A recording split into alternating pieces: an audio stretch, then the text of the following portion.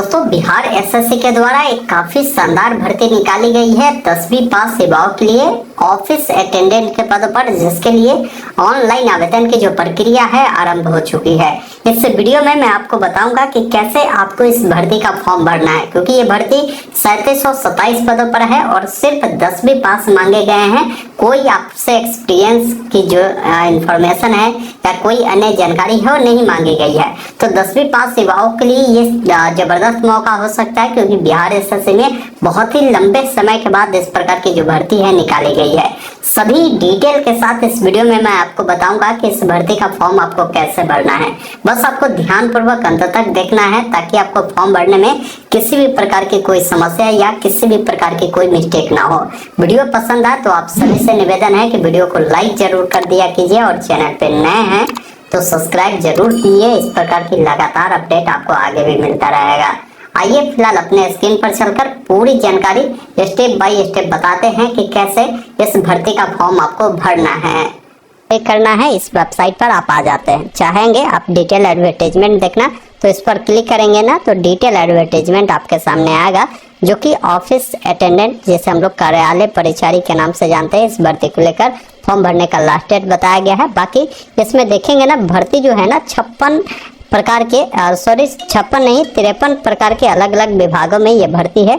सभी को मिलाएंगे ना तो 3727 पदों पर ये आपकी भर्ती प्रक्रिया होने वाली है। इसके लिए न्यूनतम योग्यता अगर मैट्रिक पास है फॉर्म को भर सकते हैं। उम्र आपका जो है वो कम से कम 18 वर्ष, अधिकतम 37 वर्ष। बाकी पिछड़ा वर्ग, अत्यंत पिछड़ा वर्ग के लिए 40 है, अनारक्षित के महिलाओं के लिए 40 है, अनुसूचित जाति जनजाति के लिए जो पुरुष महिला उनको 42 वर्ष बताया गया है। तो आप एक बार सभी जानकारी को यहाँ से देखिए मिलता है रजिस्ट्रेशन का, जिस पर आपको क्लिक करना है।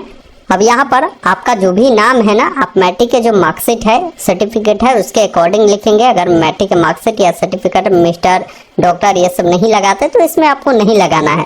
सिंपल जो नाम आपका है ना, सिंपल जैसे भी हो मार्कशीट पर उसी अकॉर्डिंग आप अपना नाम ऐसे लिखेंगे। जेंडर बताएंगे, लड़का है तो मेल, लड़की है तो फीमेल चुनेंगे। आप बिहार राज्य के निवासी है तो आप यहाँ पर यस करेंगे, बिहार के बाहर वाले तो नो करेंगे। आप जनरल के थ्रू फॉर्म को भर पाएंगे, ये ध्यान रखिएगा। बाकी आप यस करेंगे तो बताएंगे कि आप बिहार के हैं तो किस कैटेगरी से आप बिलोंग करते हैं उसको आपको यहाँ पर बताना है।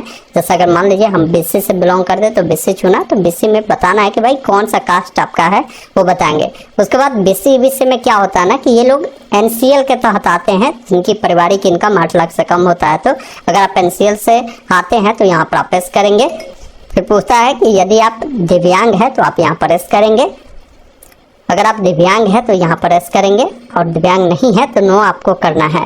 नीचे आएंगे तो यहाँ पर पूछ रहा है कि अगर आप एक्स सर्विसमैन है तो एस करें, नहीं तो नहीं वाले विकल्प पर क्लिक करें। एक्स सर्विसमैन अगर आप एस करेंगे तो फिर बताना होगा कि रक्षा में सेवा की जो भी आपका ये ईयर, मंथ और डेट है वो बताना होगा। बाकी यहाँ पर पूछ रहा है कि क्या आप 1 जनवरी 1963 के बाद एनसीसी से विमुक्त होने के बाद बिहार सरकार के अधीन कार्य किया है तो आप एस करें, नहीं तो नहीं वाले विकल्प पर क्लिक करना है। अब यहाँ पर आपसे पूछता है कि क्या आप सरकारी कर्मचारी है, जो कि बिहार सरकार के, जो कम से कम 3 साल रेगुलर सेवा आपने दिया है तो एस करेंगे। अगर इस प्रकार के नहीं है तो नो करेंगे। फिर यहाँ पर पूछता है कि बिहार सरकारी कर्मचारी के बाद प्रयासों की संख्या आपको बताना है। मतलब जो लोग बिहार सरकार के जॉब में हैं, अगर मान लीजिए वो जॉब के लिए अगर वो अप्लाई किए हैं तो आप अपना अटेम्प्ट बता सकते हैं। ऐसा नहीं है तो आप यहाँ पर 0 चुन सकते हैं, ये ध्यान रखिएगा। बाकी अपना मोबाइल नंबर यहाँ पर देंगे। नीचे जब आप आएंगे ना तो मोबाइल नंबर को दोबारा से कंफर्म करना है। ईमेल आईडी देना है, ईमेल आईडी को दोबारा डालना है। जो भी आपका डेट ऑफ बर्थ है, कैलेंडर मिलता है, सबसे पहले जो भी साल आपका होगा उसको यहाँ से सेलेक्ट करेंगे, जो महीना होगा और जो डेट होगा इससे अकॉर्डिंग आप उसको चयन करेंगे तो आपका ये बताएगा कि कितना उम्र हो रहा है। उसके बाद इस कैप्चा कोड को डालकर 7 नेक्स्ट पर क्लिक, आपके सामने फॉर्म का एक बार प्रीव्यू आता है जिसमें आपने जो जानकारी दिया है उसको एक बार चेक करें। जानकारी सही है तो आप कंफर्म है नेक्स्ट पर क्लिक करें। कुछ गलत लगता है तो अभी आप एडिट वाले विकल्प पर जाकर आप एडिट कर सकते हैं। जैसे ही कंफर्म है नेक्स्ट पर क्लिक करते हैं तो बोलता है आप श्योर है, आप ओके वाले विकल्प पर क्लिक करें। उसके बाद बताएगा कि आपका जो रजिस्ट्रेशन नंबर है आपके रजिस्टर मोबाइल ईमेल पर भेज दिया जाता है, पासवर्ड भी चला जाता है, वैसे रजिस्ट्रेशन नंबर देखने को मिलता है। अब यहाँ पर लॉगिन करने के लिए क्लिक है टू फॉर लॉगिन पर क्लिक करेंगे। उसके बाद आपको अपना रजिस्ट्रेशन नंबर डालना है, जो पासवर्ड मिला है उसे डालेंगे। कैप्चा कोड को फिल कर लॉगिन वाले विकल्प पर क्लिक करेंगे। उसके बाद देखेंगे ना आपके सामने यह डैशबोर्ड आएगा, जहां पर फॉर्म टोटल 6 स्टेप में आपको भरने हैं। पहला स्टेप आपका क्या है ना कि आपका जो भी नाम है, पर्सनल डिटेल वो भरना है, जिसमें आपका नाम देखने को मिलेगा। पिताजी का जो भी नाम है लिखेंगे, आपका जो भी माताजी का नाम है आपको यहाँ पर लिखना है। फिर जेंडर आपको यहाँ पर देखने को मिलता है। यहाँ पर आपसे पूछता है कि आपका जो भी निवास प्रमाण पत्र है वो कब जारी किया गया है और डेट बताए। तो यहाँ पर आपको कैलेंडर मिलता है, जिस भी साल अपना निवास प्रमाण पत्र आपने बनाया है वो साल, वो महीना और डेट को इस प्रकार आपको चयन करना है। फिर नीचे आएंगे तो बताना है कि जो निवास प्रमाण पत्र आपने बनवाया है उसका निवास प्रमाण पत्र संख्या क्या है वो आपको बताना है। फिर पूछता है कि वो निवास प्रमाण पत्र आपका किस लेवल से बना है, आरओ लेवल से या सीओ लेवल से या एसटीओ लेवल से या डीएम लेवल से, वो आपको बताना है। उसके बाद नीचे आएंगे, आपकी जो कैटेगरी है वो आपको देखने को मिलता है। तो जो कैटेगरी अब जैसे मैंने बीसी चुना तो बीसी में बोल रहा है कि बीसी ईबीसी को एनसीएल सर्टिफिकेट की जानकारी देना है, एससी एसटी को कास्ट सर्टिफिकेट की जानकारी देना है, ईडब्ल्यूएस को ईडब्ल्यूएस सर्टिफिकेट की जानकारी देना है। तो आपका जो भी है ना जो कैटेगरी, उसके अकॉर्डिंग अपना सर्टिफिकेट की जानकारी देंगे। जैसे मैं बीसी ईबीसी वाला हूँ तो एनसीएल सर्टिफिकेट नंबर यहाँ पर देंगे। फिर वो सर्टिफिकेट कब इशू किया गया है और डेट यहाँ पर आपको बताना है। बाकी यहाँ पर बताना है कि वो सर्टिफिकेट किस लेवल से आपने बनवाया है वो जानकारी देना है। बाकी आपकी जानकारी यहाँ पर फिलअप होती है। फिर यहाँ पर बताना है स्वतंत्रता सेनानी के अगर आप आश्रित है तो यस करें, नहीं तो नहीं वाले विकल्प पर आपको क्लिक करना है। नेशनलिटी में आपको इंडियन चुनना है। आपके पास अगर आधार कार्ड है तो आपको यस करना है और अपना आधार नंबर यहाँ पर दर्ज करना है। फिर यहाँ पर बोलता है कि फोटो पहचान पत्र के रूप में आप कौन से डॉक्यूमेंट देना चाहते हैं, उस डॉक्यूमेंट को सिलेक्ट करेंगे और अपना आईडी कार्ड नंबर यहाँ पर आपको डालना है। फिर बोलता है कि आपके बॉडी में कोई ऐसा निशान हो जो कटा का हो, जला का हो, तो उसके बारे में लिख सकते हैं, अन्यथा नो मार्क आप यहाँ पर लिखेंगे। फिर नीचे आएंगे तो आपसे पूछता है कि क्या आपको कभी किसी प्रतियोगी परीक्षा से वंचित तो नहीं किया गया है। अगर नहीं किया गया है तो आप नो करेंगे, किया गया है तो आप यस करेंगे। तो बताएंगे कि भाई किस परीक्षा से आपको वंचित किया गया है। नीचे आएंगे तो आपका जो भी एड्रेस है, जैसे करस्पॉन्डेंस एड्रेस पूछ रहा है तो जहां भी आप रह रहे हैं ना वो एड्रेस प्रॉपर आप लिखेंगे। करस्पॉन्डेंस एड्रेस में village, police station, post office, state, district, pin code. अगर करस्पॉन्डेंस एड्रेस परमानेंट दोनों समान है तो इस चेकबॉक्स पे टिक करेंगे। अलग अलग है तो अलग अलग जानकारी को फिल कर सबमिट वाले विकल्प पर क्लिक करना है। अब यहाँ पर आपने जो भी जानकारी फिल किया है उसको एक बार आप देखें, इसमें कुछ भी गलती है तो ऊपर में ऑप्शन है एडिट का, आप एडिट करें। जानकारी सही है तो एक ऑप्शन मिलता है प्रोसीड फॉर पेमेंट का, जिस पर आपको क्लिक करना है। उसके बाद आपको पेमेंट देखने को मिलेगा। पेमेंट आप 100 रुपये ही कर दिए गए हैं। तो पेमेंट आप कैसे करना चाहते हैं, इनका 3 गेटवे है। आप चाहे तो एसबीआई का गेटवे चुन सकते हैं, आईसीआईसी या एक्सिस। आपका जरूरी नहीं है कि इसमें अकाउंट होना चाहिए। कोई भी गेटवे को सिलेक्ट कर प्रोसीड ऑनलाइन पेमेंट पर क्लिक करना है और यहाँ से ओके वाले विकल्प पर क्लिक करेंगे। अब पेमेंट करने का कई सारे माध्यम है, debit card, credit card, net banking, UPI. जैसे भी आपको सही लगे उस माध्यम को सेलेक्ट करेंगे। जैसे मैं यूपीआई में क्यूआर कोड से चाहता हूं तो यूपीआई क्यूआर कोड को सिलेक्ट किया। अब ये जो क्यूआर कोड आया है ना इसको स्कैन करेंगे। अब जैसे ही पेमेंट करेंगे ना तो थोड़ा सा आपको वेट करना है। जैसे पेमेंट आपका होता है ये ऑटोमेटिक अगले पेज पे आपको रिडायरेक्ट करेगा।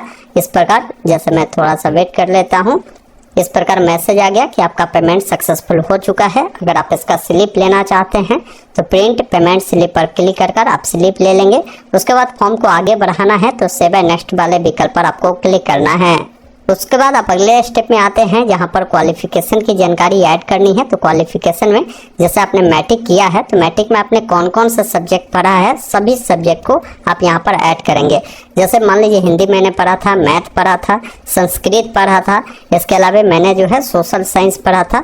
तो यहाँ पर आपको लिखना है। तो सभी सब्जेक्ट का नाम जो है यहाँ पर आपको लिख देना है। आपने जो नाम लिखा है ये आपको कोई भी स्पेशल कैरेक्टर नहीं यूज करना है। जैसे कॉमा वॉमा लगाएंगे तो नहीं लेगा।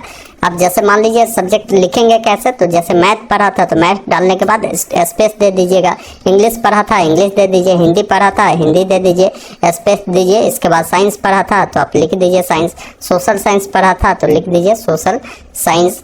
इसके अलावा संस्कृत पढ़ा था तो संस्कृत लिखिए। ऐसे स्पेस देकर लिखना है। आपने जो मैट्रिक किया है किस बोर्ड से किया है, बिहार बोर्ड वाले हैं तो बिहार स्कूल एग्जामिनेशन लिख सकते हैं या बीएससीबी पटना भी आप लिख सकते हैं। मैट्रिक में आपको कितने नंबर यहाँ पर कुल एग्जाम हुआ था कितने नंबर का वो बताएंगे, उसमें आपको कितने नंबर मिले हैं ऑब्टेन्ड मार्क्स में आपको जो है यहाँ पर बताना होगा, आपका परसेंटेज यहाँ पर देखने को मिलता है।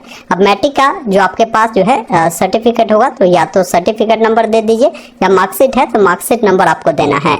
ये जानकारी आपके मार्कशीट पर यहाँ पर सीरियल नंबर के रूप में लिखा होता है, यही नंबर बताना है मार्कशीट नंबर या सर्टिफिकेट के रूप में। और बाकी कब बना है ये आपका रिजल्ट आया है, कब इशू किया गया है और डेट यहाँ पर लिखा होता है नीचे में, वो डेट बताना है। उसके बाद एक ऑप्शन मिलता है सबमिट का, जिस पर आपको क्लिक करना है और ओके वाले विकल्प पर क्लिक करना है। अब एक बार देखना है कि भाई क्वालिफिकेशन जो दिया है वो सही है, कुछ भी गलत है तो अभी एडिट कर सकते हैं, जानकारी सही है तो सेव एंड नेक्स्ट पर आपको क्लिक करना है। अब अगले स्टेप में आते हैं जहां पर आपको फोटोग्राफ अपलोड करना है। देखिए फोटोग्राफ के बारे में इन्होंने बोला है कि फोटोग्राफ कब का जो होगा ना वो रिसेंट का होना चाहिए, 20 से लेकर 50 KB में होगा और 1 महीना से ज़्यादा पुराना नहीं होगा। बाकी यहाँ पर आपको सिग्नेचर इंग्लिश वाला अपलोड करना है और यहाँ पर हिंदी अपलोड करना है। देखिए और आपका फोटो आ जाएगा, इसी अकॉर्डिंग सिग्नेचर को भी आप साइज बना लीजिएगा, इंग्लिश वाला यहाँ पर, हिंदी वाला यहाँ पर, फिर सबमिट करना है। इस प्रकार आपका फोटो सिग्नेचर सफलतापूर्वक अपलोड हुआ। अभी भी लगता है इसमें कुछ सुधार करना है तो अभी आप दोबारा से री अपलोड कर सकते हैं। अगर आपको सही लगता है तो सेव एंड नेक्स्ट पर आपको क्लिक करना है, ओके वाले विकल्प पर क्लिक करेंगे क्योंकि यहाँ पर एरर इसलिए हमें आ रहा है जो है इसका परमिशन अलाउ कीजिए। तो मैं यहाँ से आपका अच्छा दिखना चाहिए, ये सारी चीज़ों को आप ध्यान रखिएगा फोटो जब भी लाइव कैप्चर करते हैं तो चलिए मैं अपना लाइव फोटो कैप्चर करता हूँ। अगर आपके सिस्टम में अच्छा वेबकैम नहीं है तो मैं आपसे रिक्वेस्ट करूँगा कि आप क्या करें, यहाँ से इसको लॉग आउट कर ले और मोबाइल में जाकर लॉग इन कर ये फोटो मोबाइल से आप कैप्चर कर लीजिए एक बैकग्राउंड में जाकर। क्योंकि मैं वीडियो बना रहा हूँ इसलिए मैं अभी एक बैकग्राउंड में नहीं जा रहा हूँ, आपको मैं बताने के लिए आपको सारा गाइडलाइन समझाया, उस अकॉर्डिंग आप फॉलो कीजिए और फोटो कैप्चर करने के लिए टेक फोटो पर क्लिक करना है। अब जैसे मैंने अपना फोटो यहाँ से कैप्चर किया, अगर लगता है कि भाई फोटो मेरा गलत आ चुका है तो दोबारा से आप इसको जो है आप रीटेक कर सकते हैं। तो देखिए मेरा फोटो चेंज हो गया। अब सबमिट वाले विकल्प पर आपको क्लिक करना है और यहाँ से ओके वाले विकल्प पर क्लिक करेंगे। इस प्रकार सक्सेसफुली मेरा जो फोटो है वो अपलोड हो गया। अगर अभी भी लगता है कि फोटो को दोबारा से हमें अपलोड करना है तो री अपलोड लाइव इमेज पर क्लिक करेंगे। अगर सारी जानकारी सही है तो उसके बाद इस चेकबॉक्स पे टिक कर एक ऑप्शन मिलता है फाइनल सबमिट का, जिस पर आपको क्लिक करना है। अब जैसे ही फाइनल सबमिट कर देंगे उसके बाद आपके सामने यहाँ पर देखिए प्रिंट पेमेंट स्लिप का भी ऑप्शन मिलेगा, प्रिंट एप्लीकेशन स्लिप का ऑप्शन मिलेगा, इस पर क्लिक कर इसका प्रिंट ले लेंगे। उसके बाद यहाँ से आप लॉग आउट हो जाएंगे। दोस्तों अभी आपने देखा, मैंने आपको स्टेप बाय स्टेप बताया कि कैसे आप सभी को इस भर्ती के लिए ऑनलाइन आवेदन करना है। उम्मीद करता हूँ आपने पूरी जानकारी समझा होगा, तो वीडियो को लाइक शेयर जरूर कीजिए। वीडियो देखने के लिए बहुत बहुत धन्यवाद।